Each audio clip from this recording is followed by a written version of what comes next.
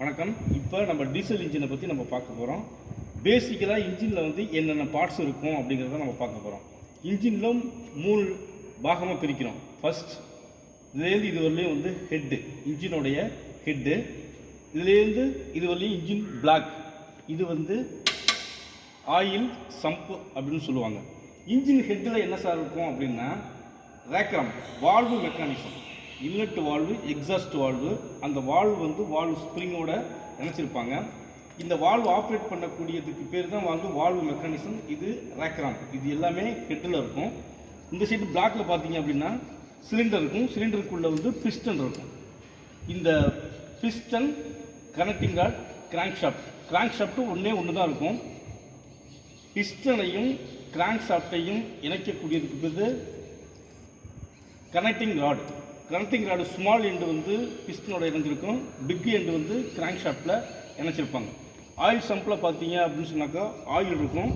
ஆயிலில் வந்து ஸ்ட்ரைனர்னு ஒன்று இருக்கும், அதாவது சல்லடை ட்ரைன் பண்ணி அதை எடுக்கிறதுக்கு. அதுலேருந்து ஆயில் ஷக் பண்ணி இன்ஜின் எந்த அளவுக்கு வேகமாக சுற்றுதோ அந்தளவுக்கு பம்பு வேகமாக ஷக் பண்ணி ஆயிலை வந்து கிராங்க் ஷாஃப்ட்டு இந்த பிக் எண்டு, கனெக்டிங் ராடோடைய பிக் எண்டு ஸ்மால் எண்டு வரலையும் போகும். அதுக்கு மேலே ஹெட்டில் இருக்கிற வால்வு மெக்கானிசத்துக்கும் அந்த லூப்ரிகேஷன் போயிட்டுருக்கும். ஒவ்வொரு சிலிண்டருக்கும் 2 வால்வு இருக்கும். ஒன்று இன்லெட் வால்வு, இன்னொன்று எக்ஸாஸ்ட் வால்வு. அந்த இன்லெட் வால்வு பார்த்தீங்க அப்படின்னா இன்லெட் மெனிஃபோல்டு மூலியமாக ஒவ்வொரு இன்லெட் வால்வுலையும் இணைச்சிருப்பாங்க. அந்த இன்லெட் மெனிஃபோல்டுங்கிறது ஏர் மட்டும் உள்ளுக்கு வரக்கூடிய பேசேஜுக்கு பேர் தான் inlet manifold. Exhaust மெனிஃபோல்டுங்கிறது இன்ஜினோடைய back side இருக்கும். அந்த எக்ஸாஸ்ட் மெனிஃபோல்டு வந்து எல்லா எக்ஸாஸ்ட் வால்வுலையும் இணைச்சிருப்பாங்க. எரிந்து போன கார்பனை வெளியில் அனுப்புறதுக்காக வச்சுருப்பாங்க. ரைட். இப்போ first of all inlet valve எதுக்காக சார் வச்சுருக்காங்கன்னா suction stroke, piston TDC to BDC, top dead centre, bottom dead centre. சிலிண்டருடைய அதிகபட்ச உயர நிலை, சிலிண்டருடைய அதிகபட்ச கீழ் நோக்கிய நிலை, அதான் டிடிசி பிடிசின்னு சொல்லுவாங்க.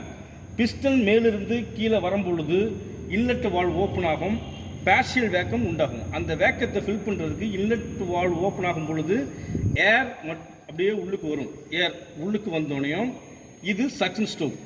கம்ப்ரஷன் ஸ்ட்ரோக்னா என்ன சார் அப்படின்னா 2 வால்வும் க்ளோஸில் இருக்கும். பிஸ்டன் கீழிருந்து மேல் நோக்கி செல்லும், அதாவது பிடிசி டு டிடிசி. அப்போ 2 வால்வு க்ளோஸில் இருக்கும் பொழுது ஏர் கம்ப்ரஸ் ஆகும். கம்ப்ரஸ் ஆகும்போது ஹீட் ஃபார்மேஷன் அங்கே நடக்கும். This is கம்பர்ஷன் stroke.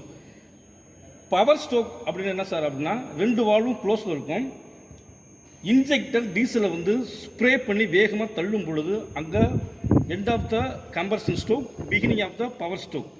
பிஸ்டன் கீழ் நோக்கி வேகமாக தள்ளப்படும், அது பவர் ஸ்ட்ரோக். மறுபடியும் பிஸ்டன் கீழிருந்து மேல் நோக்கி, அதாவது பிடிசி டு டிடிசி மேலே போகும் பொழுது எரிந்து போன கார்பன் எக்ஸாஸ்ட் மெனிஃபோல்டு வழியாக வெளியில் போகும், எக்ஸாஸ்ட் வால்வு ஓப்பன் ஆகிறதுனால. இப்போ பார்த்தீங்கன்னு சொன்னால் பிஸ்டன் கீழிருந்து மேல் நோக்கி போகுது, இந்த பிஸ்டன் மேலேருந்து கீழ் நோக்கி இருக்குது. அப்போ நேர்கோட்டு இயக்கம் கிராங்க் ஷாஃப்டின் சுழற்சி இயக்கமாக மாற்றப்பட்டு ஃப்ளைவீல் மூலியமாக அவுட்புட் ஆகுது. அதான் பார்க்க போகிறோம். அதே மாதிரி ஒவ்வொரு சிலிண்டர்லேயும் இந்த வேலை நடக்கும். Suction, compression, power, exhaust. எல்லா சிலிண்டர்லேயும் ஒரே டயத்தில் பவர் ஸ்ட்ரோக் நடக்குமா? நடக்காது. ஏன் சார் அப்படின்னா ஒரே நேரத்தில் பவர் ஸ்ட்ரோக் நடந்து மறுபடியும் ஒரே நேரத்தில் செக்ஷன் நடந்துச்சு அப்படின்னு சொன்னாக்க இன்ஜின் வாப்ளிங் ஆகும். ஸோ அதனால் ரேடியேட்டர் சைட்லேருந்து நம்பர் 1, நம்பர் 2, 3, 4, 5 5 சிலிண்டர் இருக்கும். ஃபயரிங் ஆர்டர் முறைப்படி அந்த பவர் ஸ்ட்ரோக் நடக்கும். ஃபஸ்ட்டு முதல் சிலிண்டரில் பவர் ஸ்ட்ரோக் நடக்கும், அடுத்தது 5வது சிலிண்டர், அடுத்தது 3வது சிலிண்டர், அடுத்தது 4வது சிலிண்டர், அடுத்தது 2வது சிலிண்டர். இதுதான் ஃபயரிங் ஆர்டர். இது எதுக்கு சார் அப்படின்னாக்க இன்ஜினோடைய பேலன்ஸ் பண்ணுறதுக்காக இது வச்சுருக்குறாங்க. நமக்கு மெயினாக முக்கியம் பிஸ்டனின் நேர்கோட்டு இயக்கமானது சிலிண்டரில் கிராங்க் ஷாஃப்ட் மூலியமாக சுழற்சி இயக்கமாக மாற்றப்பட்டு வெளியில் வருது. First point. Second point, chemical energy converted by mechanical energy. இதுதான் நம்ம பார்க்கலாம். இன்ஜினுடைய பேக் சைடுக்கு வந்திருக்கும். எப்பொழுதுமே இன்ஜினுடைய ரேடியேட்டர் சைடு தான் ஃப்ரண்ட் போர்ஷன் சொல்லுவாங்க. ஃப்ளைவீல் சைடு தான் பேக் பொசிஷன் சொல்லுவாங்க. இன்ஜினுடைய ரைட் சைடு பொசிஷனில் வந்து பார்த்தீங்கன்னா எஃப்ஐ பம்ப் இருக்கும், ஃபியூவல் இன்ஜெக்ஷன் பம்ப். அப்படின்னா என்ன சார் அப்படின்னா, ஃபியூவலை வந்து எந்த சிலிண்டருக்கு எப்பொழுது இன்ஜெக்ஷன் பண்ணணும் அப்படின்னு டிசைன் பண்ணுறது ஃபியூவல் இன்ஜெக்ஷன் சிஸ்டம். இது எப்படி சார் ஆப்ரேட் ஆகும் அப்படின்னா, இதோடைய டிரைவ் மெக்கானிசம் பார்த்தீங்கன்னாக்க இந்த இடத்துல ஒரு கியர் டீத்தில் வந்து இணைச்சிருப்பாங்க. இந்த டிரைவ் மெக்கானிசம் கிராங்க் ஷாஃப்ட் சுற்றுறது மூலியமாக இங்கே அந்த டிரைவ் கிடைக்கும். இதுதான் ஃபியூவல் இன்ஜெக்ஷன் பம்பு. இது எந்த டீசல் டிஸ்ட்ரிபியூட் ஆகி எந்த சிலிண்டருக்கு எப்பொழுது பவர் ஸ்ட்ரோக் நடக்குதோ அந்த நேரத்தில் அந்த டீசல் ஸ்ப்ரே பண்ணும். எஃப்ஐ பம்புடைய வேலை அது மட்டுமே.